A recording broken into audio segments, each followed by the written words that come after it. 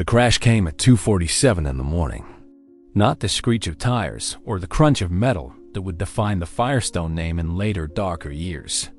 This crash was different, quieter, more final.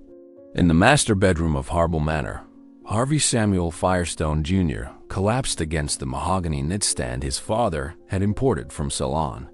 His hand clutched at the silk wallpaper midnight blue, his mother's choice, leaving slight impressions in the fabric as he slid to the Persian rug below. The heart that had survived 2 world wars, the Great Depression, and the weight of building an empire alongside his father simply stopped. The irony would not be lost on those who knew the family story. Here, in a house built to be a sanctuary from the pressures of industry, in a bedroom designed for rest, the last direct heir to Harvey Firestone's vision died alone.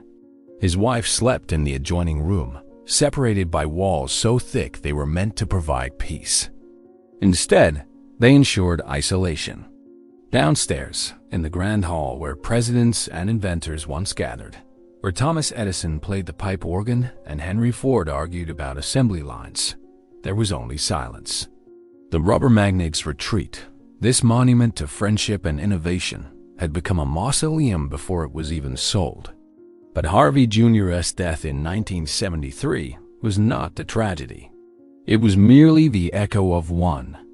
The real tragedy began 50 years earlier, when his father, the original Harvey Firestone, stood on a patch of Ohio farmland and made a decision that would change everything. He would build something permanent, something beautiful, a place where the titans of American industry could escape the smoke and noise of their creations. A place where family would always come first. He called it Harbel Manor, a combination of his name and his wife's, Harvey and Idabel. What he built was extraordinary. What it cost was more than money. Harvey Samuel Firestone was born into debt. The year was 1868, and the Firestone farm outside Columbiana, Ohio, was 53 acres of possibility attached to a mortgage his father could barely service.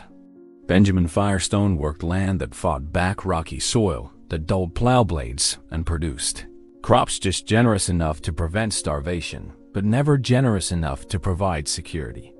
Harvey's earliest memory was not of birthday celebrations or family gatherings. It was of his father's hands, cracked and bleeding from winter farm work, wrapped in rags because bandages cost money. Benjamin would come in from the fields, warm those hands by the stove, and return to work before the skin had fully thawed. The Firestone children, and there were many, understood that survival required contribution. Harvey was driving the grain wagon to market at age 9, negotiating prices with men 3 times his age. He learned quickly that confidence could substitute for experience, that a firm handshake could close gaps in knowledge, that people wanted to believe in a young man who looked them in the eye. But he also learned something darker, that hard work was not enough. His father worked harder than any man Harvey knew. Rose before dawn, slept after midnight, sacrificed his body to the land. And for what? The farm never grew. The debt never shrank. The future never brightened. Harvey watched his father's hair turn white at 40, watched him develop a cough that rattled the dinner table, watched him accept defeat so gradually that it looked like wisdom. Harvey decided, somewhere around his 14th birthday, that he would not inherit his father's fate. He took a job at a small patent medicine company in Cleveland. The work was meaningless, mixing tonics that promised everything and delivered nothing, but it taught him about salesmanship, about how presentation mattered more than product, how confidence sold bottles, not chemistry. He failed spectacularly at his first business venture, a small wheel company that manufactured carriage components. He was 22 and certain of success. The business lasted 18 months before creditors seized the inventory. Harvey lost everything except the education. Never overextend, never trust verbal promises, never assume tomorrow will solve today's problems.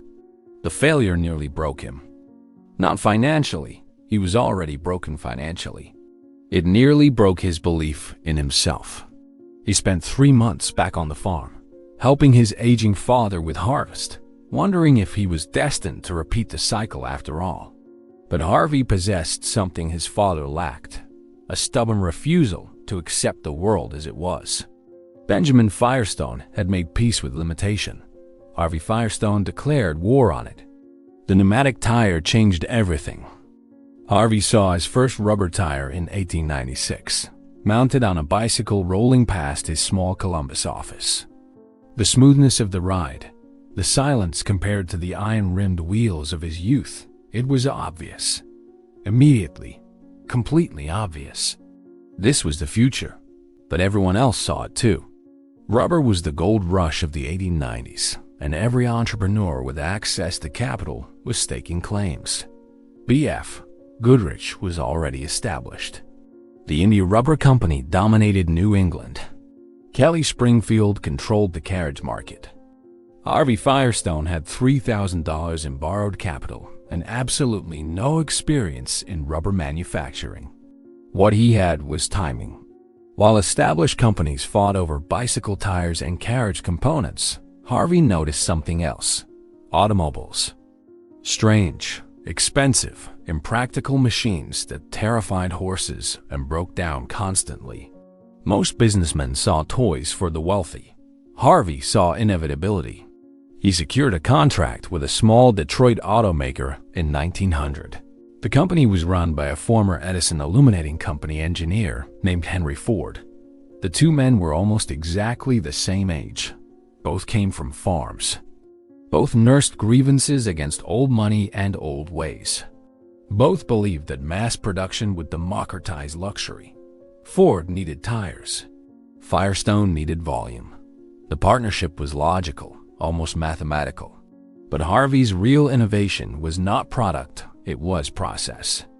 While competitors relied on skilled craftsmen working individual stations, Harvey implemented assembly line production for tire manufacturing before Ford perfected it for automobiles.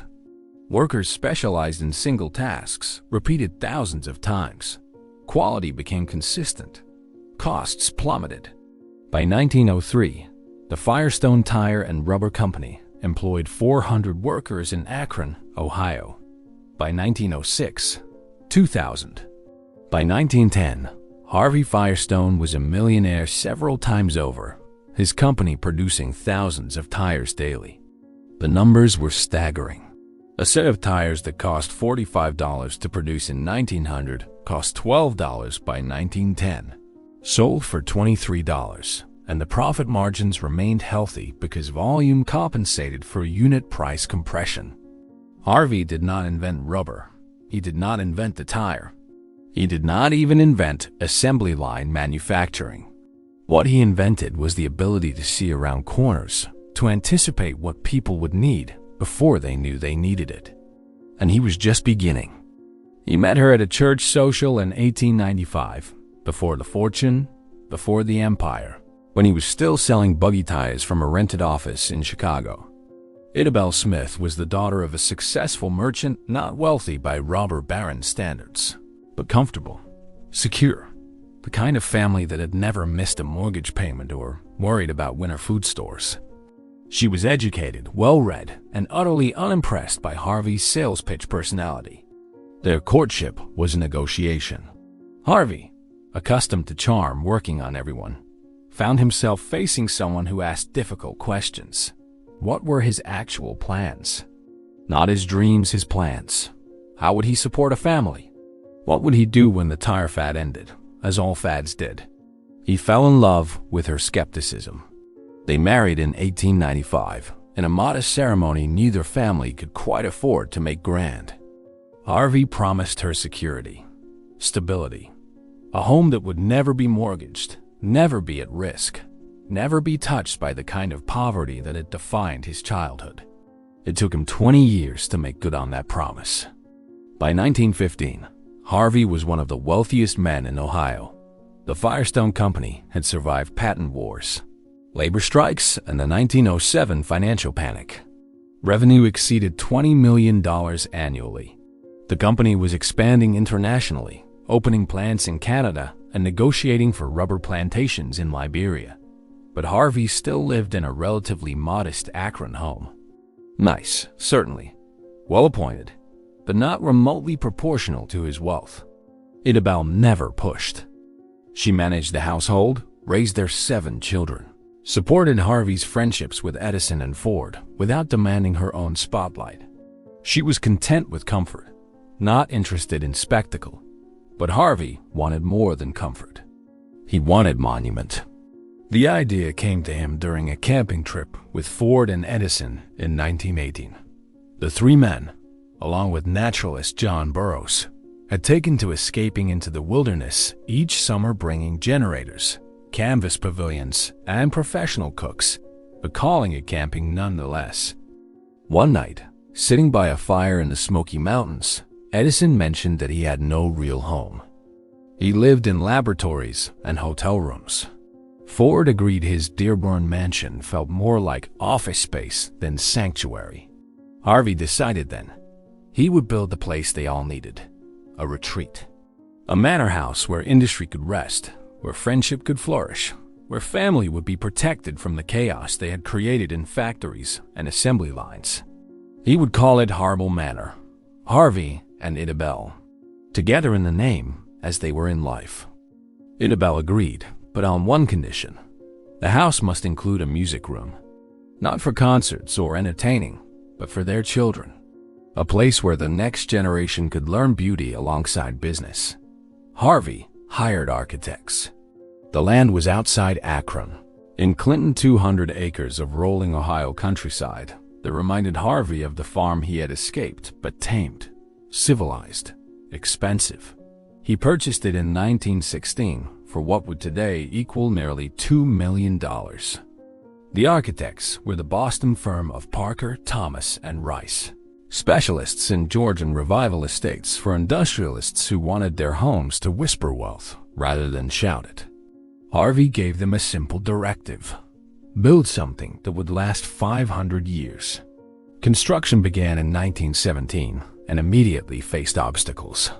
World War I had created steel shortages and labor shortages simultaneously. Every beam and brick competed with military contracts. Costs soared beyond initial estimates, a common story in mansion construction. But Harvey's response was uncommon. He paid, without hesitation, without renegotiation, without value engineering the dream.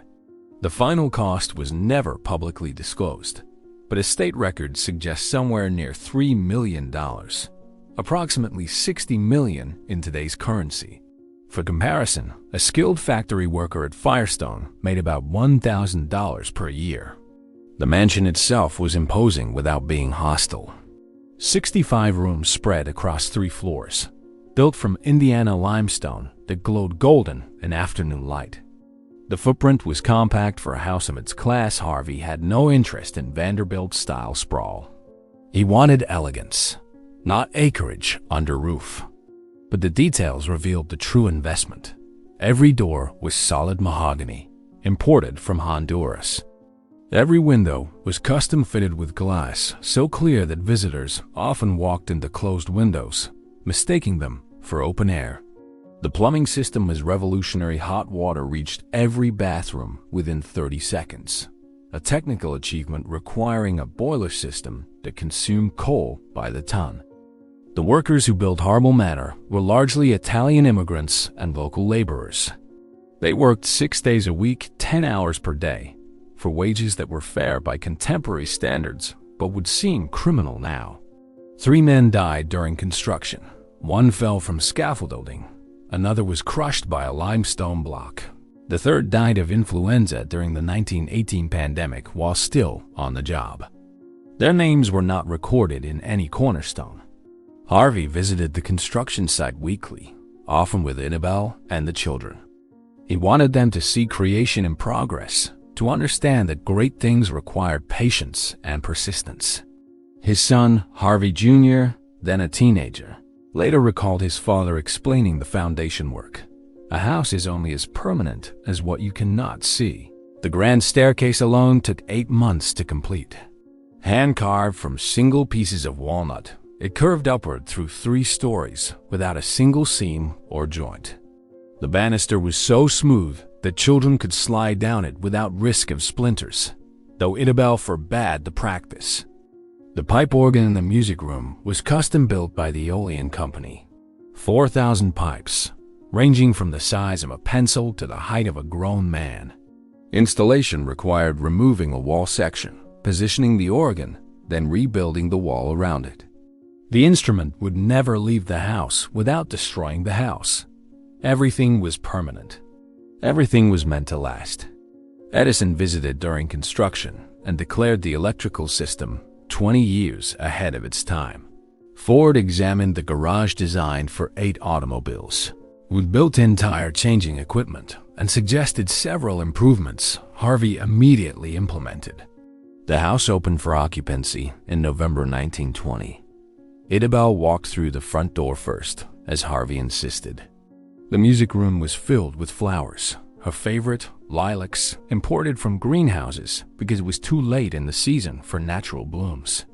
Harvey gathered his family in the great hall that first night. 7 children, Idabel, and himself. He spoke briefly, unusually emotional, about how this house was their fortress against uncertainty, that no matter what happened to the business, to the economy, to the world outside, this place would always be theirs. He had no idea how quickly that promise would be tested. The public rooms at Harbel Manor were designed to impress, but the private spaces revealed character. Harvey's study was deliberately modest. A single room on the 2nd floor, barely larger than a bedroom, lined with books he had actually read. Not leather-bound classics purchased by the yard, but technical manuals, business histories, agricultural reports. His desk faced a window overlooking the south lawn, positioned so he could see visitors approaching long before they reached the door. Idabel's sitting room, by contrast, was positioned at the house's heart, with no exterior windows. She wanted space untouched by weather or seasons, where temperature and light remained constant. Here she kept her collections: Wedgwood porcelain arranged by date of manufacture, first edition poetry, family photographs in silver frames that were polished weekly. The children's wing occupied the entire east section of the 2nd floor. 7 bedrooms, each personalized but none extravagant. Harvey insisted his children understand that wealth was a tool, not an identity. Their rooms had good beds and good desks and good light.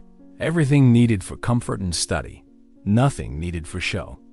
But beneath the public grandeur and private restraint ran the house as true innovation, the infrastructure of invisible labor. Harbel Manor required a permanent staff of 15 to operate. 4 housemaids, 3 groundskeepers, 2 cooks, a butler, a chauffeur, a laundress, a handyman, and a secretary. Most lived on the property in separate staff housing comfortable by servant standards, but segregated by design and by habit.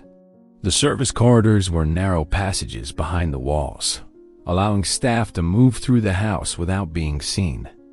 A maid could enter a bedroom, clean it completely, and exit without disturbing occupants in the next room. The kitchen connected to the dining room through a dumbwaiter system that kept food hot and servants invisible. Harvey paid his staff well above market rates, with bonuses at Christmas.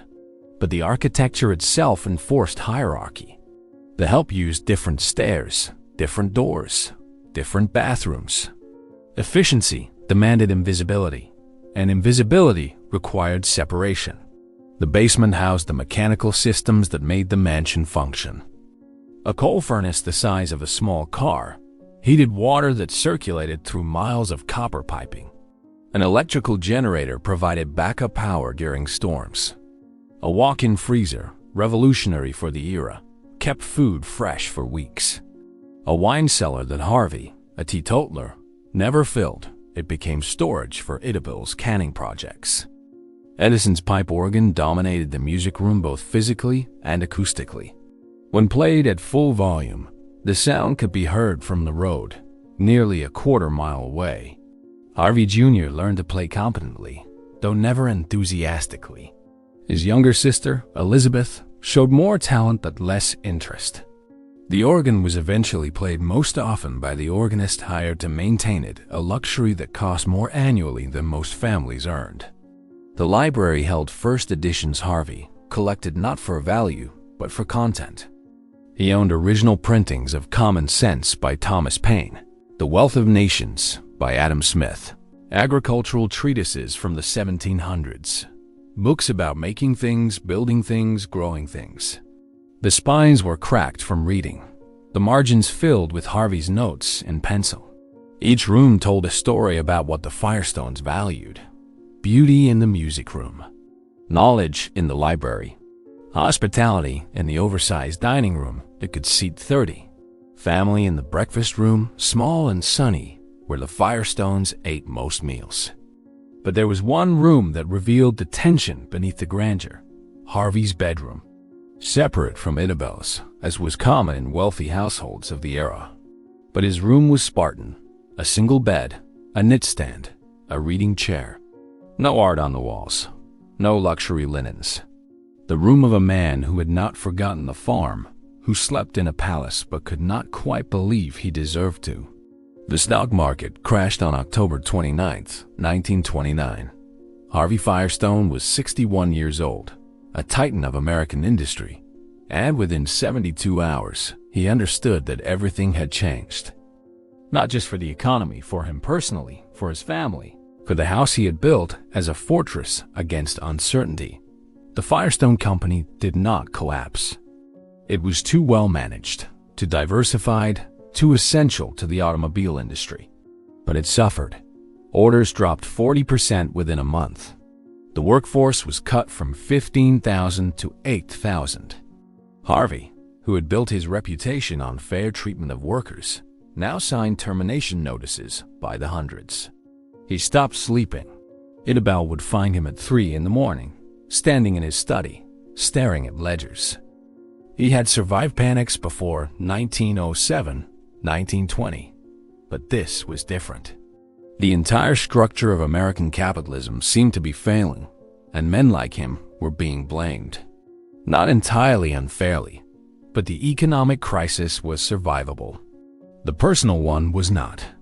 In March 1931, Harvey's eldest son, Russell, died of pneumonia.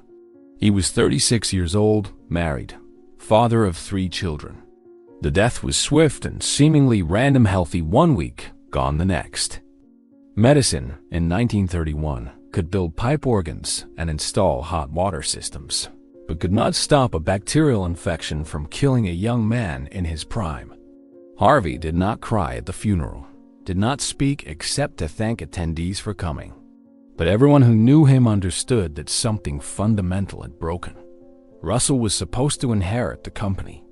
More than that, Russell understood the business in ways Harvey Jr. did not. He had his father's instinct for timing, his grandfather's tolerance for risk. With Russell gone, the succession plan evaporated. Harvey Jr. was competent, intelligent, well-educated, but he lacked the hunger that had driven his father and the vision that had animated his brother. He would manage the company adequately, but he would never expand it boldly. Harbel Manor, designed as a celebration of family continuity, became a monument to loss. The music room, where Russell had learned piano alongside his siblings, was used less frequently. The pipe organ was played on holidays only. The breakfast room, where the family once gathered daily, saw more empty chairs than full ones. Children married and moved away. Grandchildren visited but did not stay. Harvey threw himself into work with renewed intensity. He expanded operations in Liberia, fought patent battles against competitors, negotiated contracts with military suppliers as war loomed in Europe. He was rarely home except to sleep. Isabel tried to maintain routines. Dinner at 6:30, music on Sunday afternoons, holiday traditions. But grief had settled into the house's bones, and routines could not dislodge it. In 1938, Harvey suffered a stroke. Not catastrophic, but significant enough to force retirement at age 70. He returned to Harbel Manor full-time, a place he had built but never truly inhabited. A monument to dreams that felt increasingly distant. He died there on February 7, 1938, in a modest bedroom he had chosen for himself. The room where luxury could not hide him from memory. The funeral was attended by Edison's widow. Edison himself had died 7 years earlier. Ford came, aged and diminished by his own tragedies. Hundreds of Firestone employees, current and former, lined the roads. The boy from the farm was buried with presidential honors. But Harbel Manor, the great achievement, the fortress against uncertainty, could not protect anyone from death. Harvey Jr. inherited everything. The company, the fortune, the house. He did not want the house. This was not ingratitude or rejection of his father's legacy. It was practical recognition of reality. Harbel Manor required a staff of 15 and annual maintenance costs exceeding $100,000 in 1940s currency. The property taxes alone consumed more resources than most families earned. The house was designed for a specific kind of life entertaining industry titans, hosting extended family gatherings, serving as headquarters for an empire. Harvey Jr. lived differently. He worked long hours at Firestone headquarters in Akron, traveled frequently, and preferred the efficiency of a downtown apartment to the grandeur of a country estate. His children were grown. His wife had her own social circles that did not revolve around mansion entertaining. So Harbel Manor sat. Not abandoned, staff maintained it. Grounds were kept, but unoccupied in any meaningful sense. A museum of the recent past, waiting for a purpose. The company explored options. Donation to the city of Akron as a cultural center. Conversion to a corporate retreat facility. Sale to a hospitality company for luxury hotel development. Each plan foundered on the same problem. The cost of adaptation exceeded the value of the asset. In 1943, with World War II consuming national attention and resources, the War Department approached Harvey Jr. with a proposal. The military needed facilities for officer rehabilitation places where combat-traumatized men could recover in peaceful, dignified surroundings. Harbel Manor was perfect. Harvey Jr. agreed, not as a sale, but as a lease. For $1 per year, the military could use the property for the duration of the conflict.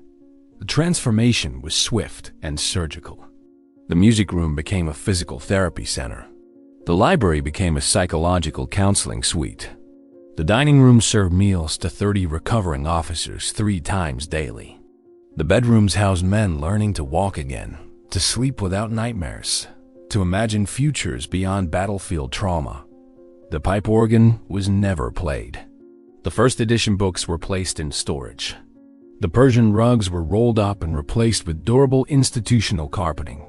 For 3 years, Harbel Manor served its most useful purpose, not as monument to industrial achievement, but as sanctuary for broken men. The irony was not lost on observers. A house built by rubber money, by the industry that supplied tires for every military vehicle, now housed the human cost of mechanized warfare. The military returned the property in 1946, restored to approximately its original condition. Harvey Jr. inspected it, walked through empty rooms that echoed too much, and made his decision. He would not live there, but he would not sell it either. Instead, Harbel Manor became a corporate asset, a place for high-level negotiations, strategic planning retreats, important client entertainment. The Firestone Company invested in updates, improved heating, modern plumbing, a commercial kitchen. The house was functional, beautiful, and almost completely soulless. Empty houses die slowly, but they die. The 1950s were kind to Firestone, but cruel to Harbel Manor. The company thrived in post-war America. Automobile ownership exploded. Suburbs demanded tires. The interstate highway system created unprecedented demand. Firestone revenue grew from $100 million to $500 million across the decade.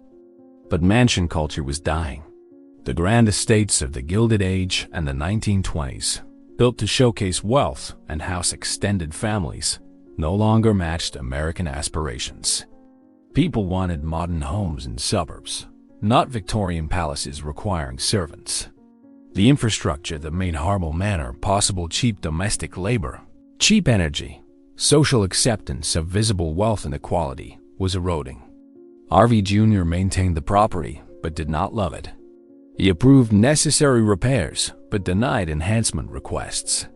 The house was preserved but not animated, kept but not cherished. Then, in 1959, he had a different idea. The Firestone Company had expanded into synthetic rubber research. The laboratories in Akron were producing innovative materials, but there was no facility for entertaining the scientists and investors who made the research possible. What if Harbel Manor became that facility? Renovations began immediately. The music room was converted into a presentation space with projection equipment. Guest bedrooms were updated with modern furniture. The library was reorganized as a business center with typewriters and telephones. The estate was rezoned for commercial use. For a decade, it worked reasonably well. Scientists gathered at Harbel Manor to discuss polymer chemistry. Investors were wined and dined in the same room where Edison had argued with Ford. The house had purpose again, even if that purpose bore little resemblance to its original design. But Harvey Jr. never spent a night there, never made it home. His relationship to Harbel Manor was purely transactional. It was an asset to be optimized, not a family sanctuary to be cherished. This was not coldness, it was clarity. He understood what his father never quite accepted, that houses do not create happiness, that monuments do not prevent tragedy, that permanence is always an illusion. The physical structure held up well. The limestone remained sound. The foundation showed no settling. The craftsmanship proved as durable as Harvey Sr. had demanded. But the soul of the place, the intention behind it, had evaporated. In 1973, Harvey Jr. died in the master bedroom during one of his rare overnight stays. He was visiting to oversee some property decision, stayed late reviewing documents, and never woke up. The heart attack was massive and instantaneous. He died in the room his father had designed as a personal retreat, in the house built to protect family from uncertainty, alone. His children inherited the estate, and they wanted no part of it. The Firestone family sold Harbel Manor in 1974. The buyer was a real estate development company with plans to subdivide the property.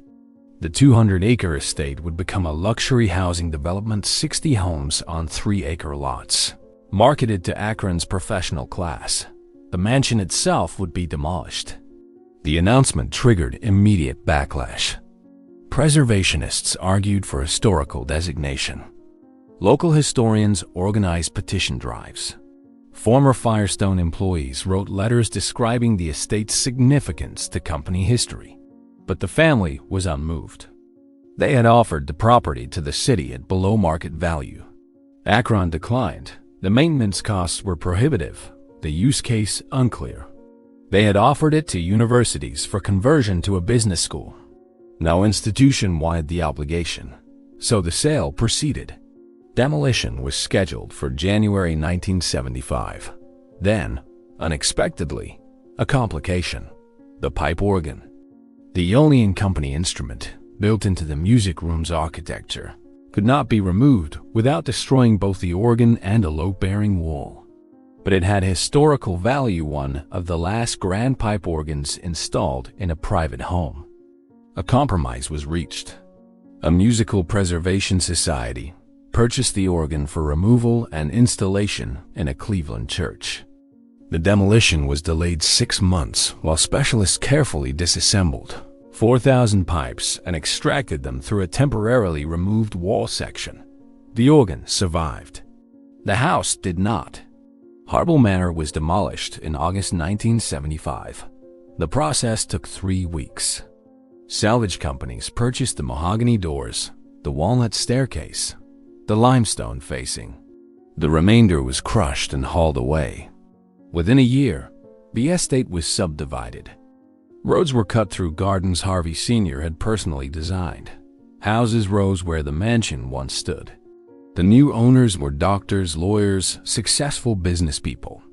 They knew they were building on historically significant land, but history fades quickly under new construction. Today, a historical marker indicates the approximate location of Harbel Manor. It reads, site of the Harvey Firestone estate, 1920 to 1975. Industrialist Harvey S. Firestone built this Georgian revival mansion as a family retreat and gathering place for American innovators including Thomas Edison and Henry Ford. The marker does not mention the cost, does not mention the workers who died building it, does not mention Russell's death or Harvey Jr.'s isolation or the slow dissolution of the dream. The Firestone fortune remained substantial. Harvey Jr.'s children inherited wealth beyond measure. The company continued for decades, though it faced crises. The tire recall scandal of 1978, the sale to Bridgestone in 1988. The Firestone name survives, but the family's operational control ended generations ago. What became of the family members? They dispersed. Some remained in Ohio, managing investments and serving on boards. Others moved to New York, California, Europe. The fortune was divided and subdivided through marriages and inheritances, until individual family members were wealthy, but not dynastically so. None of them built mansions. The local community remembers Harvey Sr. fondly. The Firestone name appears on libraries and community centers. His philanthropy, quiet during his lifetime, was substantial. He funded schools, supported hospitals, endowed scholarships. These contributions outlasted the mansion. But the memory of Harbel Manor itself has faded.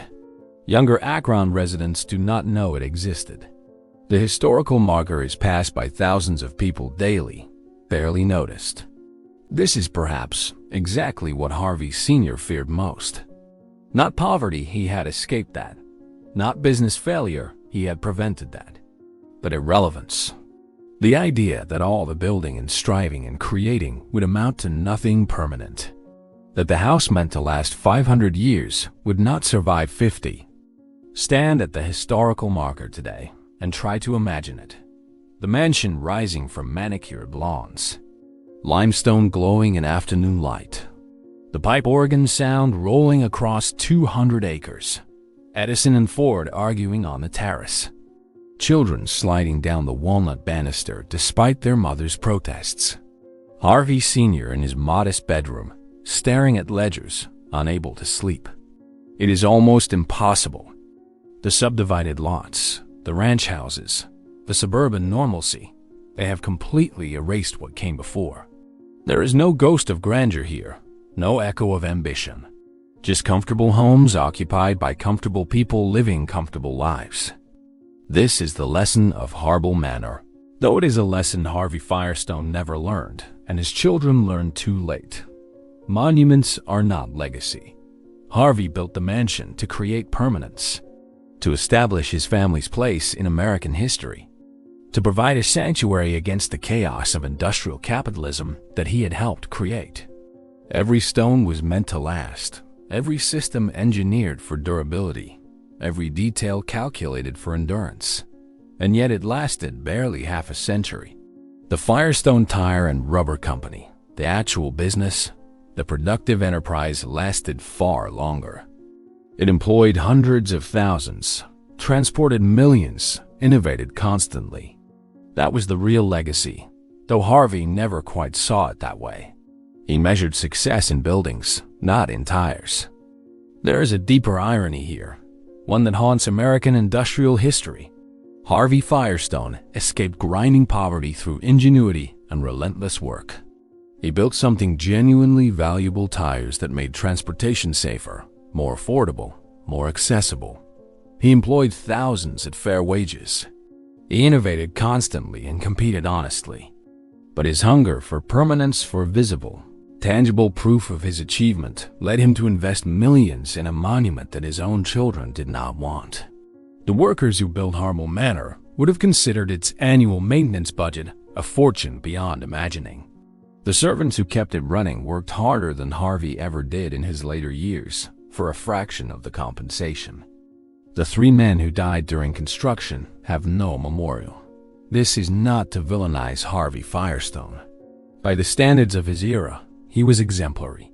He opposed child labor when competitors exploited it. He paid above-market wages when he could have paid less. He treated employees with dignity when many industrialists treated them as machinery. But the house reveals something true about American capitalism: the gap between those who build wealth and those who build the physical structures that house it. Harvey Firestone accumulated millions. The stonemasons who cut and placed his limestone earned daily wages. The mansion was both monument and burden.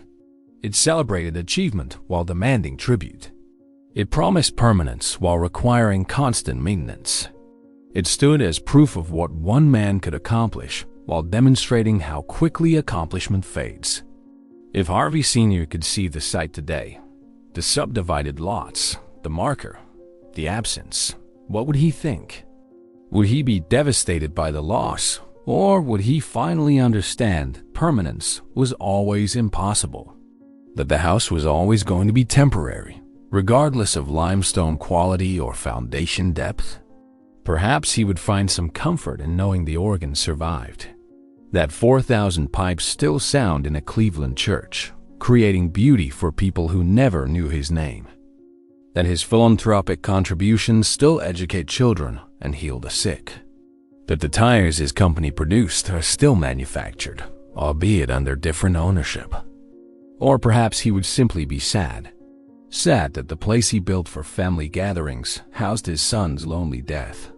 Sad that the fortress against uncertainty could not prevent his own son's death from pneumonia. Sad that all the money and all the stone and all the careful planning amounted to less permanence than he demanded. Harbel Manor teaches us this. Legacy is not what we build, but what we build into. Not the monuments we erect, but the systems we improve and the people we elevate and the problems we solve. Harvey's real legacy was not a mansion. It was an industry that employed hundreds of thousands and enabled the automobile revolution. But he never quite believed that. He needed the house, needed the visible proof, needed something he could walk through and touch and know was his. The subdivision that replaced Harbel Manor houses roughly 200 people. More than ever occupied the mansion, even during its most active years. They sleep in comfortable beds, cook in modern kitchens, raise children in safe neighborhoods. Their homes require no servants, no massive maintenance budgets, no industrial fortunes to sustain. They have, in some sense, achieved what Harvey wanted: comfortable, secure lives. They have simply achieved it through a completely different architecture, one that distributes comfort more broadly rather than concentrating luxury magnificently. The historical marker remains. Few people stop to read it. Those who do learn that a mansion once stood here, that important people once gathered here, that something significant was lost. But what was really lost? A building? Or the belief that buildings could make us immortal? Harvey Samuel Firestone was born into debt on a failing farm. He died wealthy beyond imagination in a mansion built to last 500 years. The farm outlasted the mansion. This is the final irony, the closing echo of the opening scene. Harvey Jr. collapsed in the master bedroom of a house his father built to protect the family from uncertainty. But the house could not protect anyone from death, could not prevent loneliness, could not guarantee that permanence was possible. The crash at 2:47 in the morning was not tires on pavement or metal on stone. It was the sound of a man falling in an empty palace, in a house designed for dynasty but occupied by solitude, in a monument to permanence that could not even outlive its builder's children. The stone was durable. The vision was not. And maybe that is the truest lesson. We are all building on borrowed time, in borrowed spaces, with borrowed certainties. The wise accept this. The ambitious fight it. And sometimes, the ambitious build mansions they believe will last forever, only to discover that forever is shorter than they thought.